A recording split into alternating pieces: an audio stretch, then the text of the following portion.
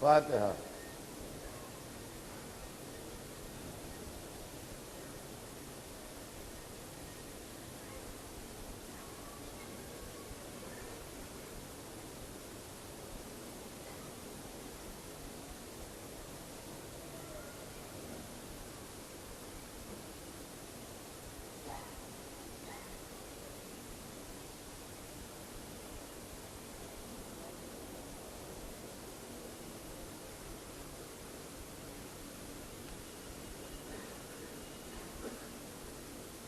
اعوذ باللہ السمیع العلیم من الشیطان اللعین الرجیم، بسم اللہ الرحمن الرحیم، الحمد للہ رب العالمین، والصلاة والسلام علی سیدنا و شفیعنا ابی القاسم محمد آلہ الطیبین الطاہرین المعصومین، ولعنۃ اللہ علی اعدائہم اجمعین، من یومنا ھذا الی یوم الدین، اما بعد فقد قال اللہ سبحانہ تبارک و تعالی فی کتابہ المبین وہو اصدق الصادقین، ولا تلبسوا الحق بالباطل وتکتموا الحق وانتم تعلمون۔ صلوات بھیج دیں محمد والا۔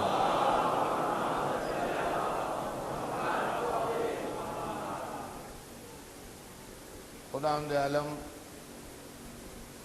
قرآن مجید میں ارشاد فرما رہا ہے کہ حق کو باطل سے نہ ملاؤ اور حق کو نہ چھپاؤ، اور تم تو جانتے ہی ہو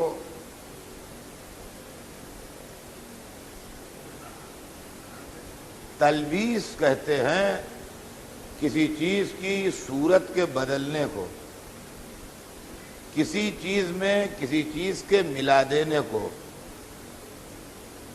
اڈلٹریشن، ملاوٹ، یا کسی چیز کو دوسری چیز سے ملا جلا کے املگمیٹ کر کے پیش کرنا، ملا جلا کے دو چیزوں کو پیش کرنا، اس کو تلبیس کہتے ہیں۔ یعنی کسی چیز کی شکل کو، صورت کو بدل دینا، یا اس کے اندر دو چیزوں کو اس طرح آپس میں ملا دینا کہ سمجھ میں نہ آئے کہ یہ ہے کہ یہ ہے، اس چیز کو عربی زبان میں تلبیس کہتے ہیں۔ قرآن فرما رہا ہے کہ وَلَا تَلْبِسُوا الْحَقَّ بِالْبَاطِلِ، حق کو باطل میں نہ ملاؤ، یعنی کچھ باطل سے لے لیا، کچھ حق سے لے لیا، ملا جلا کے رکھ دیا، اوپر اوپر حق کو لگایا، نیچے نیچے باطل کو لگایا، پیش کر دیا۔ یہ نہ کرو۔ وَلَا تَلْبِسُوا الْحَقَّ بِالْبَاطِلِ، حق کو باطل کے ساتھ نہ ملاؤ، وَتَکْتُمُوا الْحَقَّ، اور حق کو نہ چھپاؤ۔ جو حق بات ہے وہ کہو، کھل کے کہو کہ یہ حق ہے، حق کو چھپاؤ نہیں، کنسیل نہ کرو حق کو۔ وَأَنْتُمْ تَعْلَمُونَ، اور تم تو سب جانتے ہی ہو۔ عزیزان گرامی، یہ آیت اپنے الفاظ کے ساتھ جو مطلب بتا رہی ہے، اس میں چند باتیں بہت نمایاں ہو کے سامنے آتی ہیں۔ ایک تو یہ ہے کہ یہ آیت کا خطاب جو ہے وہ پڑھے لکھے لوگوں سے ہے، جاہلوں سے نہیں ہے۔ جو ایسے سمجھدار لوگ ہیں جو یہ بھی جانتے ہیں کہ حق کیا ہے اور باطل کیا ہے اور کوئی بات چھپائی کیسے جاتی ہے، اور آخر میں قرآن نے صاف کہہ دیا ہے وَأَنْتُمْ تَعْلَمُونَ، اور تم جانتے ہو. ایسا نہیں ہے کہ دھوکے میں یہ کام کر رہے ہو، یہ جانتے ہو کہ یہ سونا ہے اور یہ پیتل ہے اور یہ مہنگا ملتا ہے اور یہ سستا ملتا ہے، دونوں کو ملا کے سونے کے بھاؤ بیچ لیں گے تو فائدہ زیادہ ہوگا. تو جو جانتا نہ ہو اس سے کہنا بیکار ہے نا، وہ یہ کام کر بھی نہیں پائے گا. جو جانتا ہے وہی یہ کام کر پائے گا. تو ایک بات تو یہ ذہن میں رکھیے کہ یہ آیت جو ہے یہ پڑھے لکھے لوگوں سے اس کا تخاطب ہے، پڑھے لکھے لوگوں کو ایڈریس کر رہی ہے یہ آیت، بے پڑھے لکھے لوگوں کو ایڈریس نہیں کر رہی. دوسری بات یہ ہے کہ اگر دنیا میں کبھی حق و باطل کو نہ ملایا گیا ہوتا اور کبھی حق کو نہ چھپایا گیا ہوتا تو قرآن مجید کبھی یہ بات کہتا بھی نہ. اس بات کا کہنا اس بات کی دلیل ہے کہ دنیا میں یہ حرکت ہوتی آئی ہے کہ حق کو باطل سے ملا کے پیش کیا گیا ہے یا حق کو چھپایا گیا ہے. اس لیے قرآن مجید یہ بات سمجھا رہا ہے. عزیزان گرامی، جیسا کہ آپ کو معلوم ہے کہ گزشتہ 2 محرم جو گزرے اس کے اندر میں نے اپنے موضوع بیان کو تھوڑا سا تبدیل کیا اور شاید آپ نے اس تبدیلی کو محسوس بھی کیا ہوگا. اس کی وجہ یہ ہے کہ مقرر ہو، ذاکر ہو، شاعر ہو، کوئی بھی ہو، وہ یہ ممکن نہیں ہے اس کے لیے کہ اپنے زمانے کے حالات سے آنکھیں بند کر لے. جو اس کا ماحول ہوگا، جو اس کے زمانے کے حالات ہوں گے، اس کا اثر اس کی تقریروں پر، اس کی تحریروں پر، اس کے شعر پر لازمی طور پر پڑے گا. گزشتہ 3 سال سے دنیا میں جو حالات بنے ہیں اور جس طریقے سے اسلام کا نام بار بار بیچ میں آ رہا ہے، تو ایک مسلمان ہونے کے ناطے کیسے ممکن ہے کہ میں اپنے دماغ کو ادھر نہ جانے دوں یا اپنی تقریروں میں ان اثرات کو نہ آنے دوں جو حالات اور ماحول کی وجہ سے بن رہے ہیں. لہذا سن 2002 کے محرم میں میرا موضوع اسلام اور دہشت گردی تھا. سن 2003 کے محرم میں جو گزشتہ سال محرم گزرا، میرا موضوع اسلام اور جہاد تھا. اور اس سال کے محرم میں میرا موضوع اسلام اور سیاست ہے.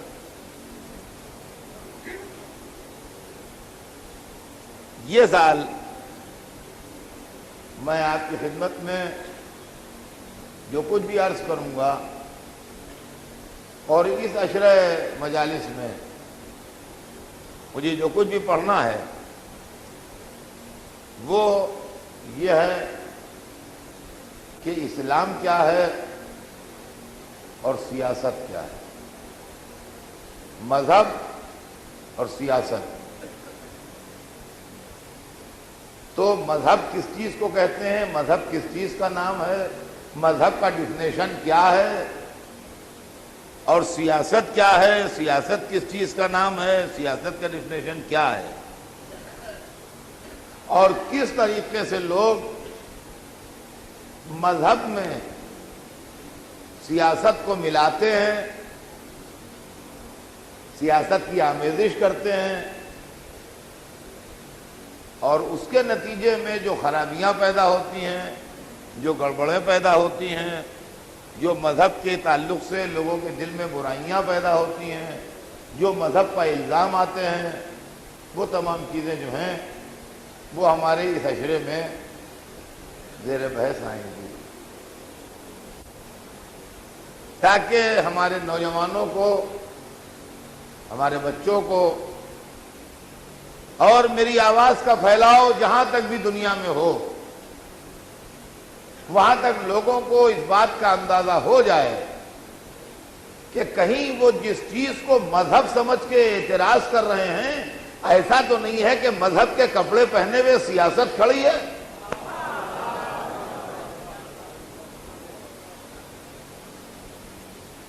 مذہب کا لباس پہن کے اور مذہبی رہنماؤں کا لباس پہن کے کہیں سیاست تو نہیں آ گئی ہے سامنے، جس کو آپ مذہب سمجھ کے اس کو برا مان رہے ہیں، یا اس سے بددل ہو رہے ہیں، یا اس سے ڈس سیٹسفائیڈ ہو رہے ہیں، یا اس پر اعتراض کر رہے ہیں۔ تو اعتراض کرنے سے پہلے، بددل ہونے سے پہلے، اس سے ڈس سیٹسفائیڈ ہونے سے پہلے آپ یہ غور کر لیں اچھی طرح کہ واقعاً یہ مذہب ہی ہے، ایسا تو نہیں ہے کہ یہ سیاست ہے جس کو ہم مذہب سمجھ رہے ہیں۔ اس لیے کہ عزیزان گرامی، نہ صرف اسلام بلکہ تمام مذہب کی، ہر مذہب کی یہ تاریخ رہی ہے کہ سیاست نے اس کو خراب کیا ہے اور بگاڑا ہے۔ صرف اسلام کی بات نہیں ہے، ہر مذہب کی یہ ہسٹری رہی ہے کہ سیاست نے اس کو اپنے مقاصد کے لیے استعمال کیا ہے، اور اس کے نتیجے میں مذہب کے چہرے کا جو حسن ہے، جو بیوٹی ہے، جو اس کے اندر چارم ہے، جو کشش ہے، وہ ختم ہو گئی، اور بجائے اس کے کہ لوگ اس کی طرف کھینچتے، اس کے چہرے کے حسن کو دیکھ کے، اس کی کشش اور اس کے چارم اور اس کے اٹریکشن کو دیکھ کے لوگ اس سے دور بھاگنے لگے اور اس سے بگڑنے لگے اور اس سے نفرت کرنے لگے۔ یہ انالیسس، یہ تجزیہ، اس بات کی تحقیق، اس بات کی ریسرچ ہر آدمی کے لیے نہایت ضروری ہے۔ آپ خود اس پر غور کیجئے، اپنے بچوں سے کہیے کہ اس بات پر غور کریں، ان نوجوان لڑکوں سے کہیے جو آپ کے کانٹیکٹ میں آتے ہوں کہ اس بات پر غور کرو کہ مذہب کیا ہے اور سیاست کیا ہے۔ اور ایسا تو نہیں ہے کہ سیاست مذہب کو اپنے غلط مقاصد میں استعمال کر رہی ہے مذہب کا نام دے کے۔ اس لیے کہ مذہب میں کشش ہوتی ہے،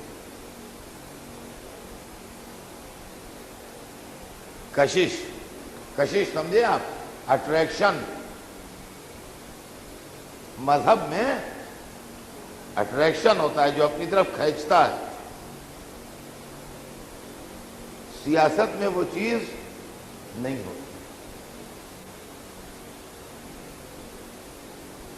رسول اللہ نے 23 برس میں سارے عرب کو مسلمان کر لیا تھا، تلوار وغیرہ زیادہ نہیں چلی، گردنیں زیادہ نہیں کٹیں،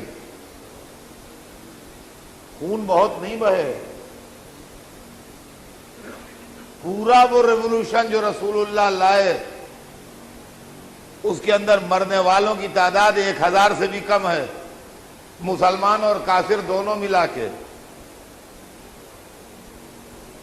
تو 1000 سے بھی کم انسانی جانوں کو ضائع کر کے اگر پورے عرب کے جزیرہ نما کو، پینسولا کو مسلمان کر لیا، اور ان کی بری عادتیں، بری خصلتیں، برے رسم و رواج، برے تصورات اور غلط طور طریقے جو تھے ان کو بدلوا دیا، اور 23 برس کی مختصر سی مدت میں بدلوا دیا، تو یہ کون چیز تھی جس نے بدلوایا؟ وہ تھا مذہب، ریلیجن، دھرم، جو لوگوں کو اپنی طرف کھینچ رہا تھا، خود بخود کھینچے چلے آ رہے تھے، خود بخود کھینچے چلے آ رہے تھے۔ مذہب میں کشش ہوتی ہے،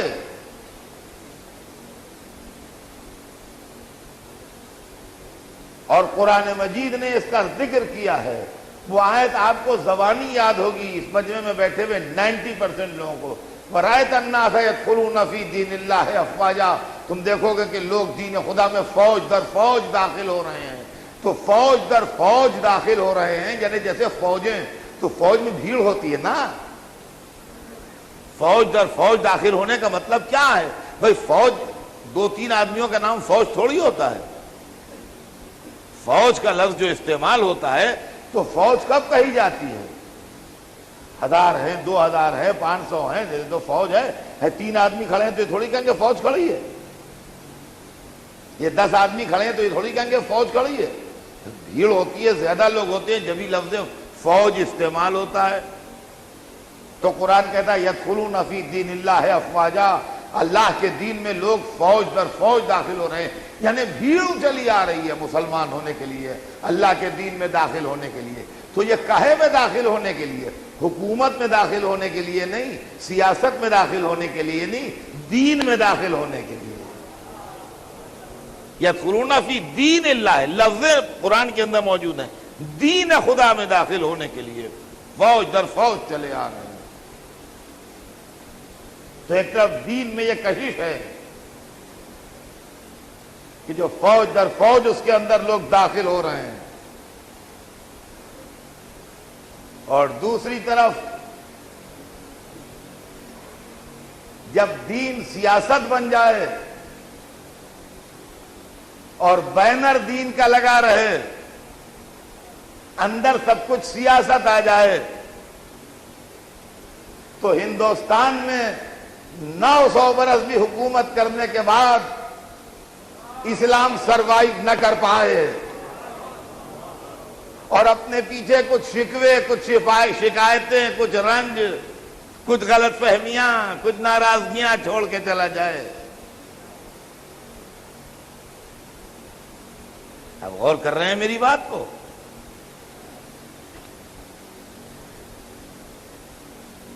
23 برس میں پورا عرب مسلمان ہو جائے، 900 برس میں ہندوستان نہ مسلمان ہو پائے بلکہ شکوے شکایتیں رہ جائیں، تو کیا وجہ ہے جو دوا وہاں فائدہ کر رہی تھی اس نے یہاں فائدہ نہیں کیا؟ جو دوا وہاں پلائی گئی تو سب اچھے ہو گئے، یہاں پلائی گئی تو اور بیمار ہو گئے۔ کہنے لگے دوا پینے سے پہلے کم سے کم چلتے پھرتے تو تھے، اب تو بستر سے اٹھا بھی نہیں جا رہا ہے۔ سمجھے آپ؟ یہ کیا راز ہے؟ ایک ہی دوا ہے، ایسا تو نہیں ہے کہ مال بدل گیا ہو،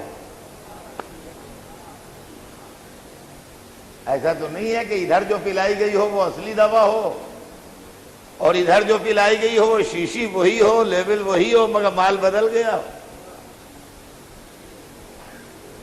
تو عزیزان گرامی، دنیا میں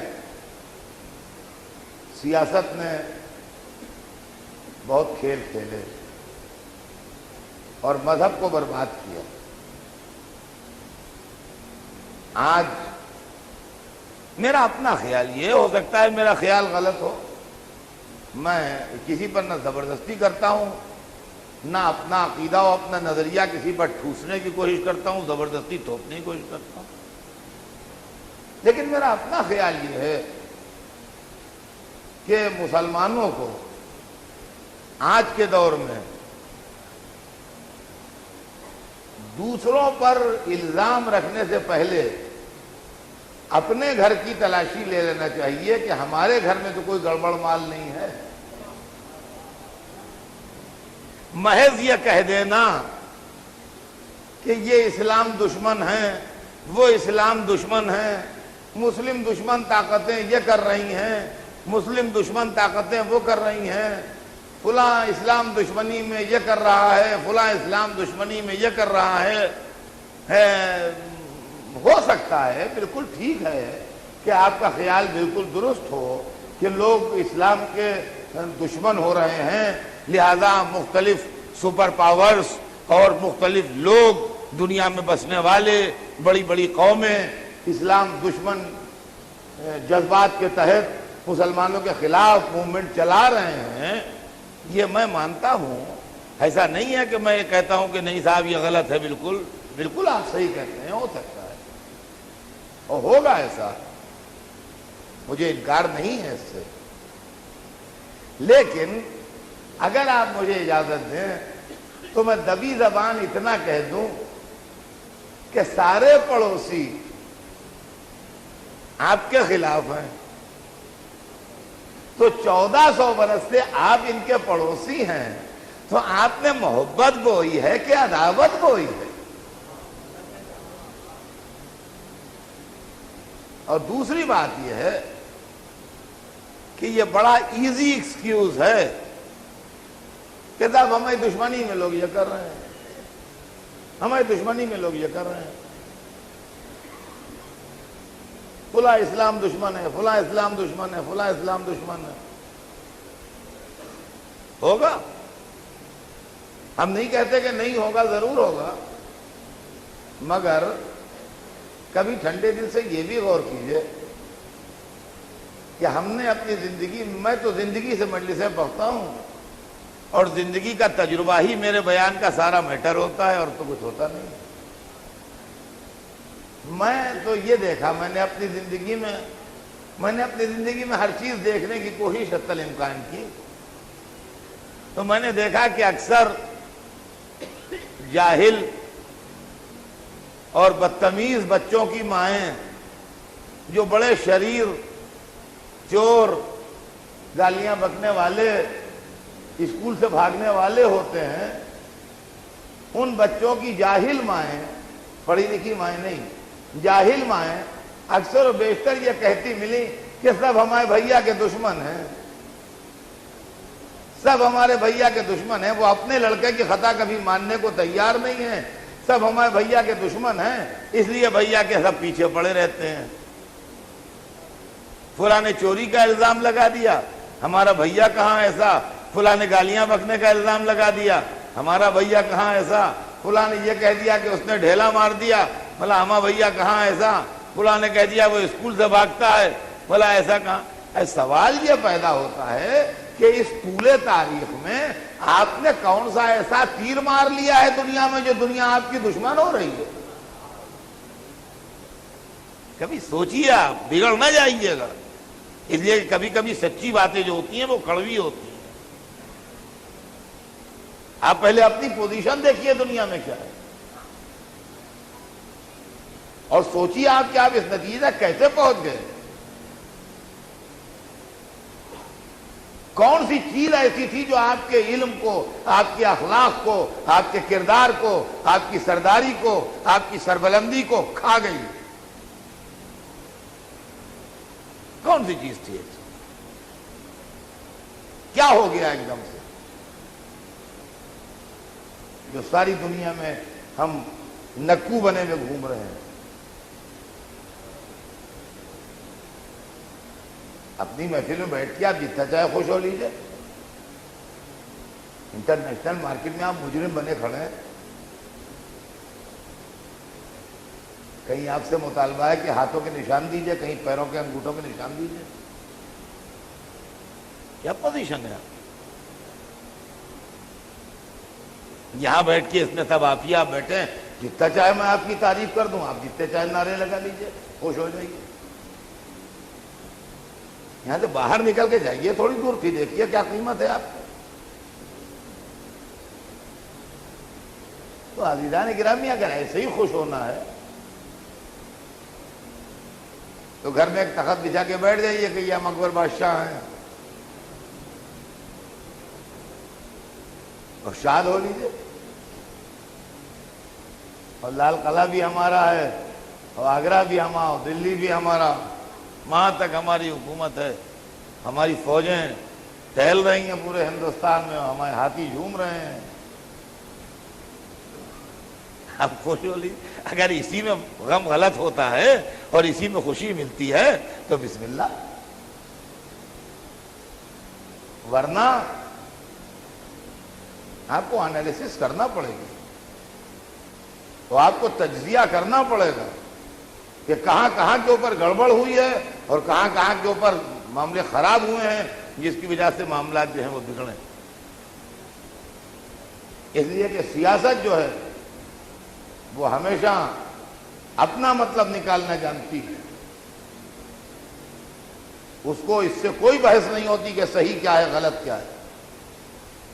اس کو اس سے کوئی تعلق نہیں ہوتا کہ حق کیا ہے اور باطل کیا ہے. اس کو اس سے کوئی مطلب نہیں ہوتا کہ سچ کیا ہے اور جھوٹ کیا ہے. اس کا کوئی تعلق اس سے نہیں ہے کہ درست کیا ہے اور نادرست کیا ہے. صرف اور صرف اور صرف ایک چیز ہے، ہمارا فائدہ کس میں ہے وہ بتاؤ.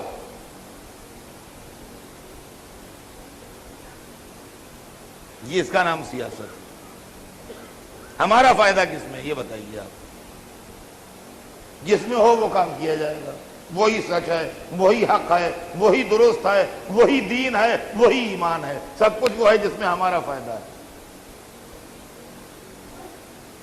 تو سیاست کا ایک ہی اصول ہے، 10-20 اصول اس کے نہیں ہیں، صرف ایک اصول ہے کہ ہمارا فائدہ کہے میں ہے. مذہب جو ہے وہ اصول زندگی کے ایک مجموعے کا نام ہے. فرمایا ہم نے مذہب اصول زندگی کے ایک مجموعے کا نام ہے، اور سیاست جو ہے وہ بالکل ان تمام چیزوں سے آزاد ہے. تو غور طلب بات یہ ہے کہ سیاست کیا ہے اور مذہب کیا ہے، ان دونوں چیزوں کو الگ الگ کر کے دیکھنا چاہیے. مذہب انسان کو، اب سنیے گا توجہ سے جہاں جہاں میری آواز جا رہی ہے، مذہب انسان کو انسان بنانے کا ایک الہی فارمولہ ہے. مذہب، ریلیجن، دھرم کسے کہتے ہیں؟ کیا چیز ہے مذہب اور کیوں آیا ہے مذہب دنیا میں؟ اس کا یوز کیا ہے؟ اس کے نام الگ الگ ہوں، چیز ایک ہی ہے. چاہے مذہب کہیے، چاہے دین کہیے، انگریزی میں ریلیجن کہیے، ہندی میں دھرم کہیے. زبان کے حساب سے لفظیں بدلیں گی، اس کی اسپرٹ نہیں بدلے گی، وہ ایک ہی رہے گی. یہ کیا چیز ہے؟ اس کی فلسفی میاں یہ ہے کہ اللہ نے، جس نے کریٹ کیا ہے اس پوری کائنات کو، جس نے بنایا ہے اسے، یہ جس نے بنایا ہے اس یونیورس کو، اس پوری دنیا کو، اس پوری کائنات کو، اس نے سب کچھ انسان کے لیے بنایا ہے. اور اس دنیا کا اصلی باشندہ اور مخلوق جو ہے وہ انسان ہے. جس طریقے سے کہ ایک کالج بنتا ہے، ایک یونیورسٹی بنتی ہے، ایک مدرسہ بنتا ہے، تو مدرسہ، کالج، یونیورسٹی کس کے لیے بنائی جاتی ہے؟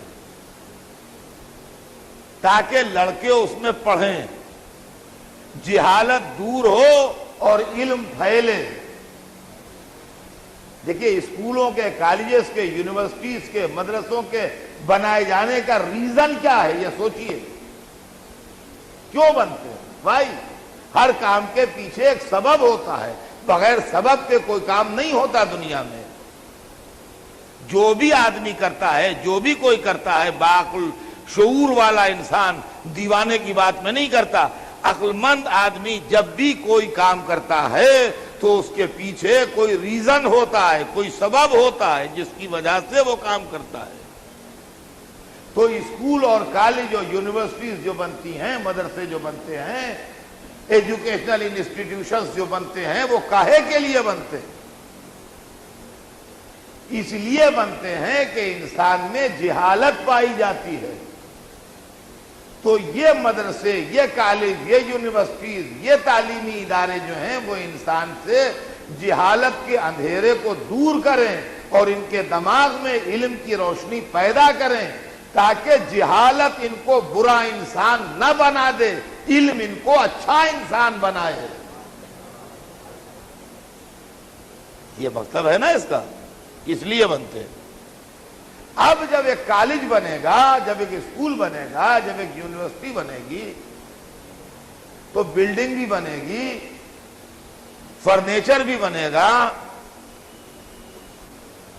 دروازے بھی لگیں گے، پنکھے بھی لگیں گے، بجلی بھی لگے گی،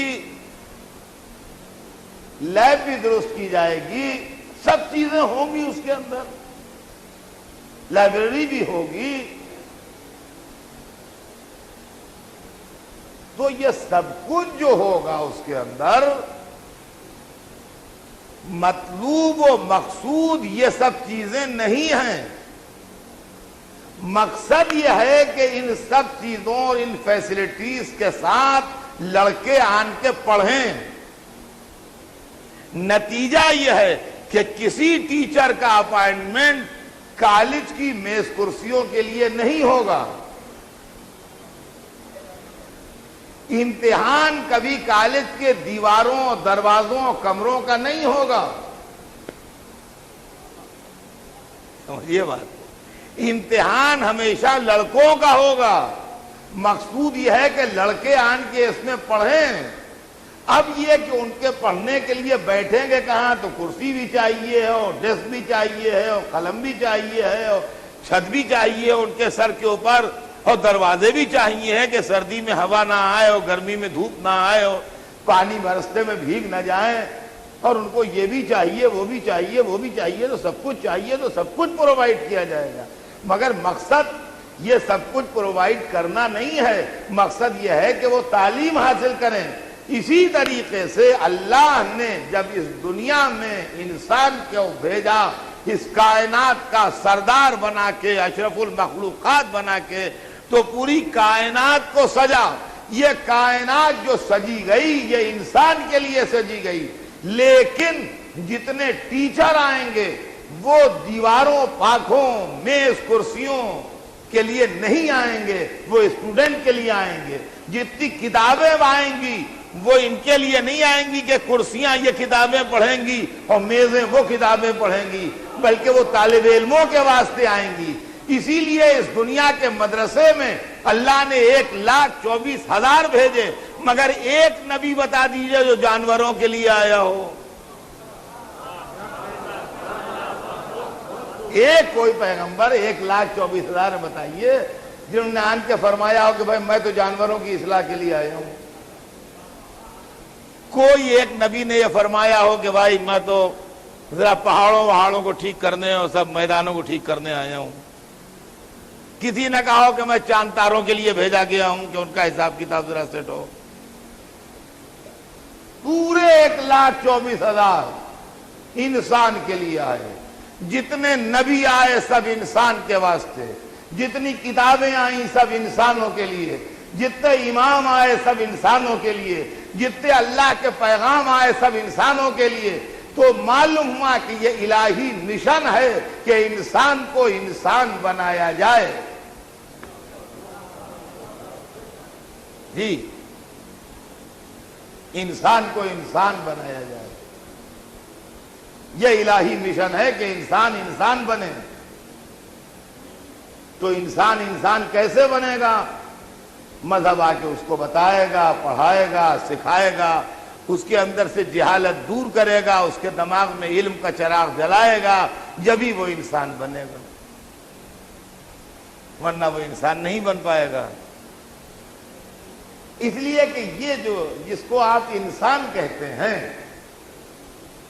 یہ ضروری نہیں ہے کہ انسان ہو۔ دیکھیے ایک بہت بڑی غلط فہمی یہ ہے کہ ہم کو اس شکل میں دیکھ کے لوگ سمجھتے ہیں انسان ہے۔ یہ ضروری نہیں کہ یہ انسان ہو۔ اس کے اندر سارے ٹیلنٹس ہیں، اس کے اندر ساری صلاحیتیں ہیں۔ دنیا میں جتنی نیکیاں آپ امیجن کر سکتے ہیں سب کے ٹیلنٹس اس کے اندر موجود ہیں، اور دنیا میں جتنی برائیاں آپ سوچ سکتے ہیں سب کے ٹیلنٹس اس کے اندر موجود ہیں۔ بدتر سے بدتر کی جو تھنکنگ آپ کی ہو وہ یہ کرتا ہے، اور بہتر سے بہتر جو آپ کے تصور میں آتا ہو وہ یہ کرتا ہے۔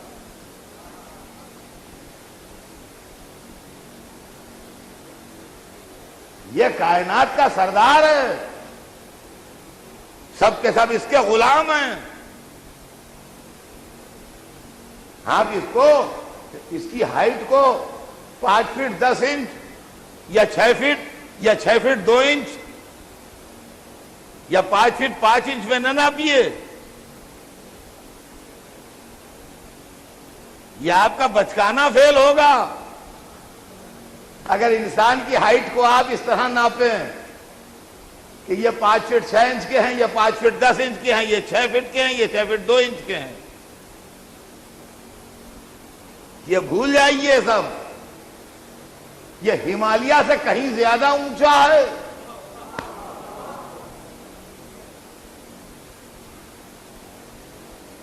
آپ اس کے اتنے سے جسم کو دیکھ کے اس کو حقیر نہ سمجھیے، یہ اٹلانٹک اوشن سے کہیں زیادہ گہرا ہے۔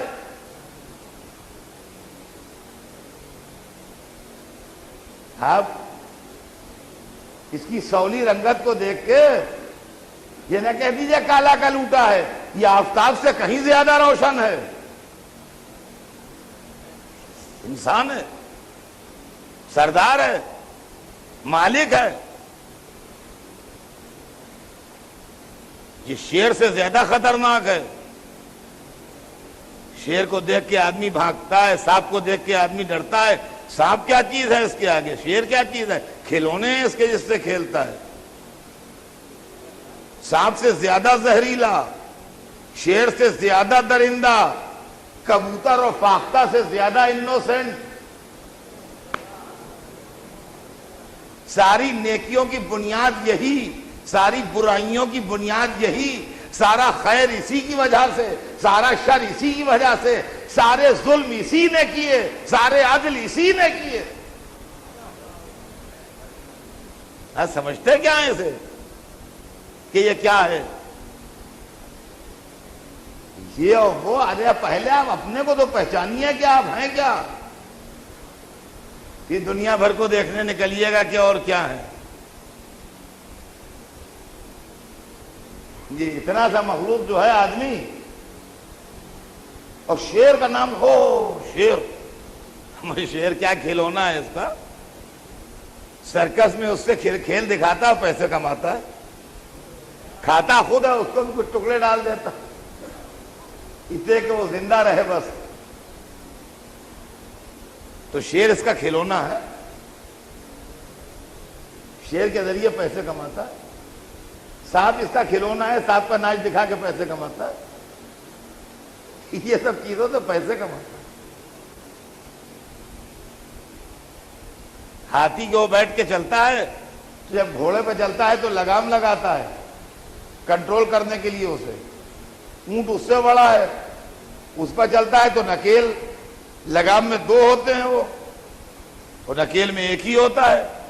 اور ہاتھی اس سے بڑا ہے، جب اس پہ بیٹھتا ہے تو نہ لگام لگاتا ہے نہ نکیل لگاتا ہے، خالی پیر کے انگوٹھے سے چلاتا ہے۔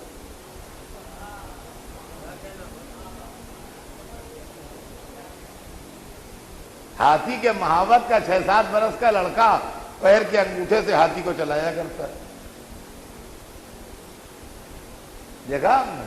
یہ ہے انسان، اس کا نام ہے انسان۔ اتنا مغرور کہ علمان و علفیس کسی کو خاطری میں نہ لائے۔ نہ سمندر اس کے آگے کوئی چیز ہے، نہ پہاڑ۔ سمندر اس کے راستے میں آتا ہے تو اس کے نیچے سے راستہ بنا لیتا ہے، پہاڑ اس کے راستے میں آتا ہے تو کلیجہ برما کے اس کے اندر سوراخ کر کے ادھر نکل جاتا ہے۔ یہ کیا ہے؟ یہ کیا ہے؟ دنیا میں، پوری دنیا میں گھوم جائیے، پوری دنیا میں ایک مسجد بھی ہے کوئی جو فرشتوں نے بنائی ہو؟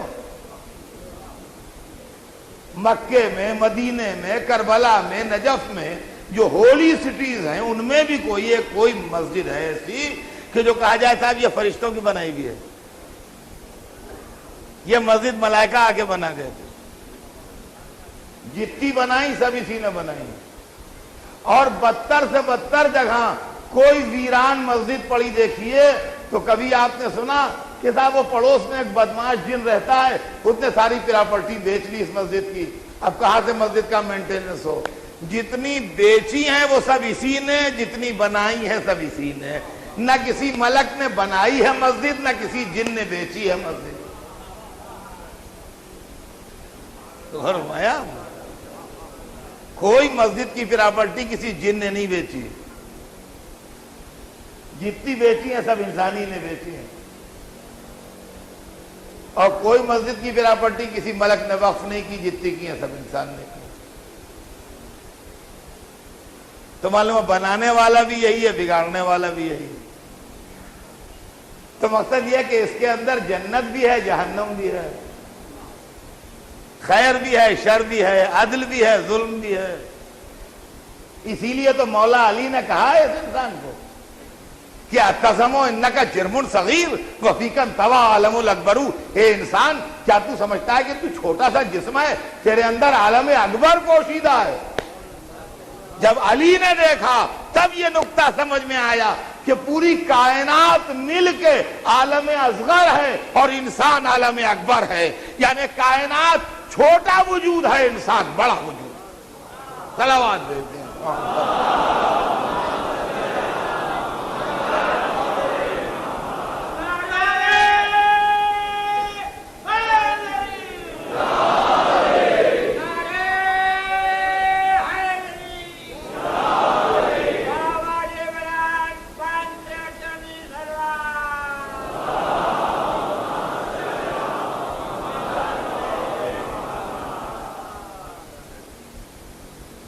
سمجھے آپ بات واضح ہوئی؟ کیا ہے یہ؟ مذہب آیا ہے اس انسان کو کنٹرول کرنے۔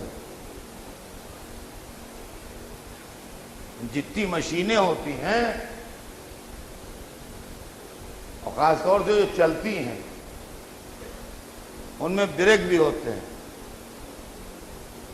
سائیکل چلتی ہے، سائیکل میں بریک ہوتا ہے، موٹر سائیکل میں بریک ہوتا ہے، کار میں بریک ہوتا ہے،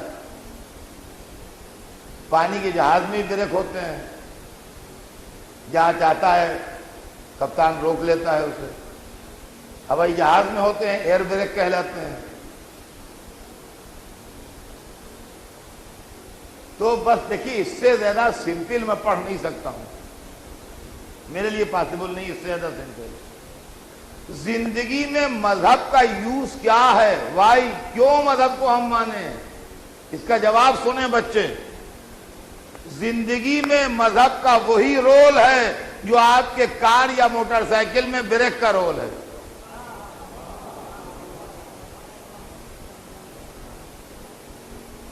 اس سے زیادہ سمپل میں نہیں کر سکتا۔ ہمارے دوست نے نئی کار خریدی تو ہم مبارکباد دینے گئے کہ بھائی اللہ مبارک کرے، آپ نے نئی گاڑی لی ہے۔ وہ سر پکڑے بیٹھے ہوئے تھے، کیا کیوں خیریت تو ہے؟ نہیں کہ لیں کیا خیریت ہے، اتنے پیسے لگے، نئی گاڑی خریدی، وہ سنا کمپنی نے اس میں بریک لگا کے بھیجا ہے۔ بتائیے، ہم نے چلنے پھرنے کے لیے کار لی تھی، اس میں بریک بھی موجود ہے۔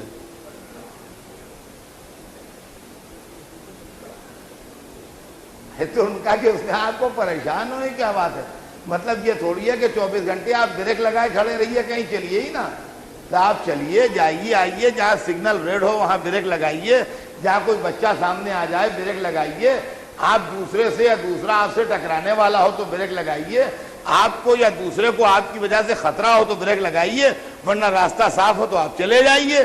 یہ تھوڑی مطلب ہے کہ کار میں بریک کا مطلب یہ تھوڑی ہے کہ ہر وقت بریک ہی لگائے کھڑے رہیے، کہیں جائیے ہی نا۔ جو لوگ کہتے ہیں صاحب ہم آزاد پیدا ہوئے، مذہب ہم کیوں مانیں؟ تو تو مذہب کیوں مانے کا جواب یہ ہے کہ اس کی کار میں کیوں بریک لگا ہوا ہے؟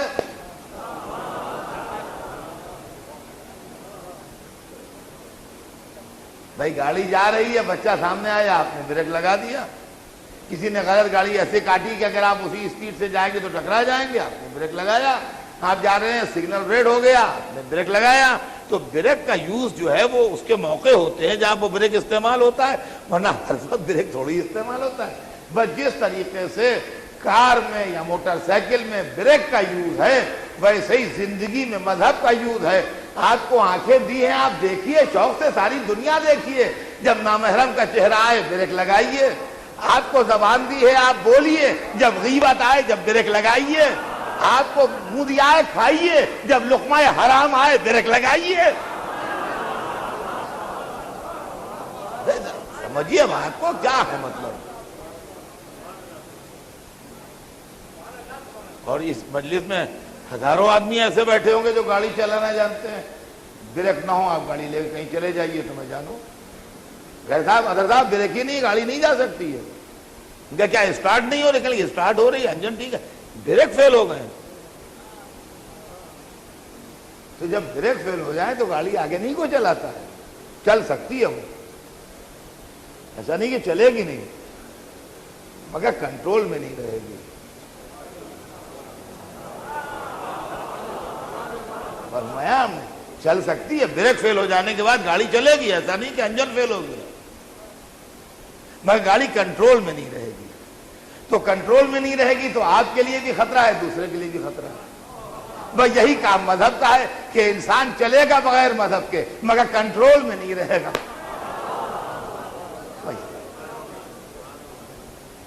تو عزیزان گرامی، آج کا وقت تو تمام ہو رہا ہے، اور آج کل سے انشاءاللہ، اور یہی میرا رواج بھی ہے، میں پہلے دن کی مجلس میں ہمیشہ تمہید وغیرہ کچھ اپنے ادھر ادھر کی باتیں کر کے اپنا سبجیکٹ جو ہے اس کا انٹروڈکشن دیتا ہوں. تو اس سال کا جو سبجیکٹ ہے اس کو ذہن میں نوٹ کر لیجئے: مذہب اور سیاست، ریلیجن اینڈ پالیٹکس. یہ 2004 کے محرم کا، یعنی 1425 ہجری یہ محرم کا، یہ میرا اس مسجد کا سبجیکٹ ہے. وہاں کا سبجیکٹ دوسرا ہے، وہاں کا پیور ریلیجس سبجیکٹ ہے، علی معجزہ انسانیت، جو خوجہ مسجد میں پڑھنا ہوں.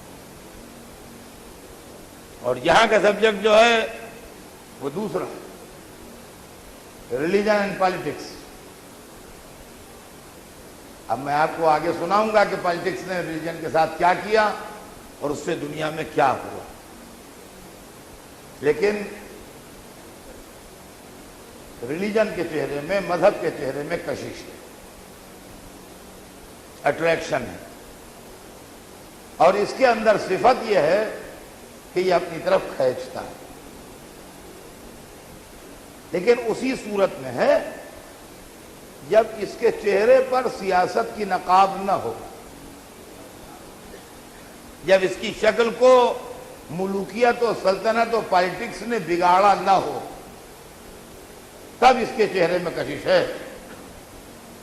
اور اگر آپ کو مذہب کی کشش دیکھنا ہے تو اور موقع جانے دیجئے. سب سے نازک موقع پر جہاں مذہب نے اپنی کشش دکھائی ہے اور اپنا اٹریکشن دکھایا ہے، وہ کربلا کے میدان میں عاشور کا سویرا تھا.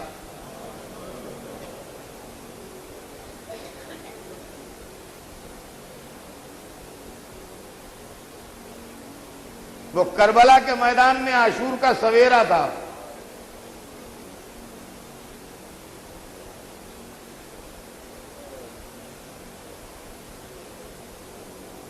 عزیزوں،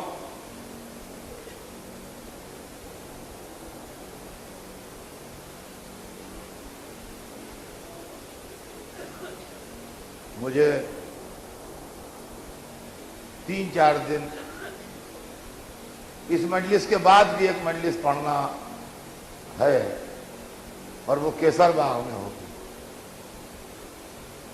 3-4 دن خالی پڑھوں گا، اس لیے کہ وہ ہماری بڑی پرانی جگہ ہے اور لوگ ادھر کم جاتے ہیں۔ میں آپ سے گزارش کروں گا کہ جو لوگ جا سکتے ہیں وہ وہاں ضرور جائیں اور اپنے چراغوں کو بجھنے نہ دیجیے، ان سے بڑی روشنی ہے۔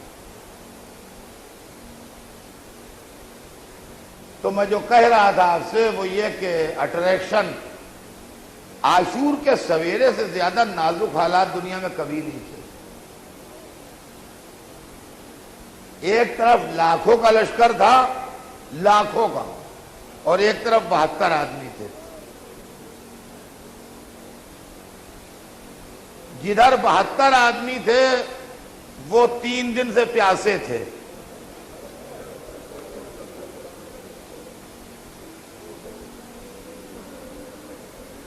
آپ حساب لگائیے، عشرے کا دن تو چوتھا دن ہوا ان کی پیاس کو۔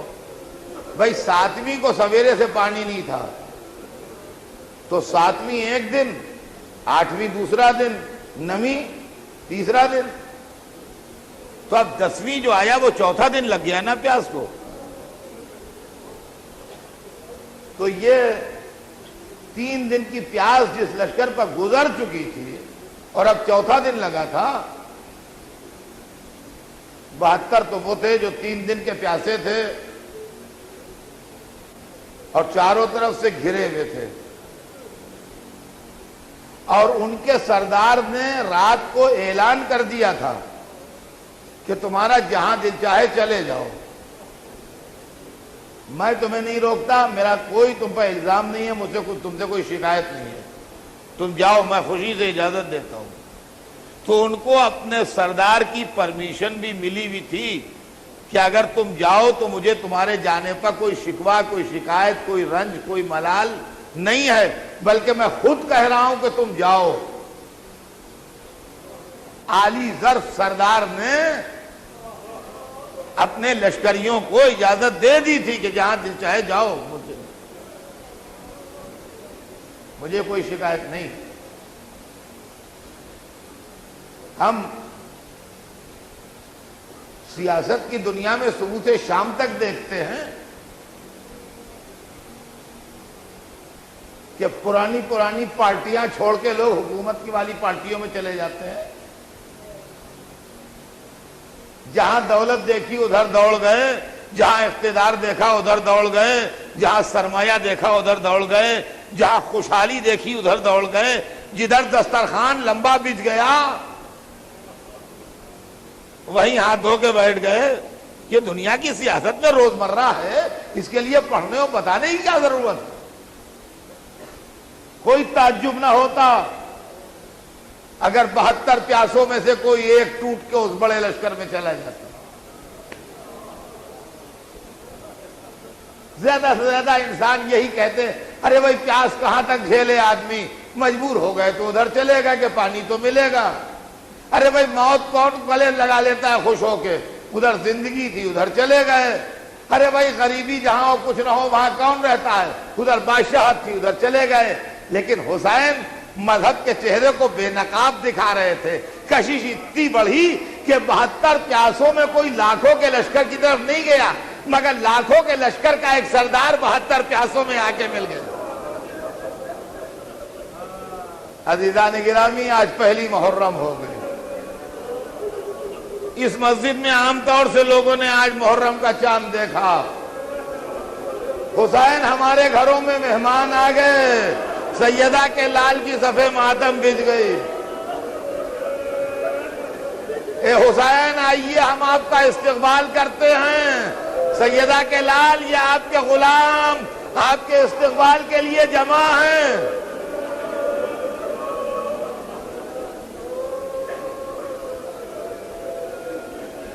بس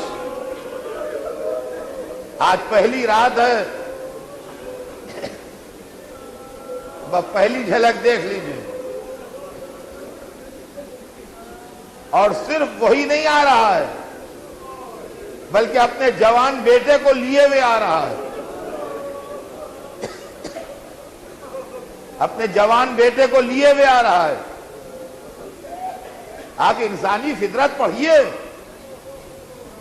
اگر آدمی کسی موقع پر جان دینے پر مجبور ہو جائے تو لڑکے کو پہلے ہٹا دے گا, بیٹا سچویشن یہ آ گئی ہے کہ مجھے تو جانا ہی جانا ہے, تم گھر جاؤ. لیکن جوان بیٹے کو لے کے آنا بتا رہا ہے کہ سچائی کا راستہ سمجھ کے آ رہا. اور جوان بیٹے کو لیے ہوئے آیا تو ہاتھ جوڑ کہتا ہے مولا اس کو اجازت دیجئے, مولا پہلے اس کو اجازت دیجئے. کسی نے کہا حر اپنے سامنے؟ کہا ہاں, میں سیدہ کے لال کو گھیر کے لایا ہوں, میں بھی تو دیکھوں جوان کا داغ کیسا ہوتا ہے.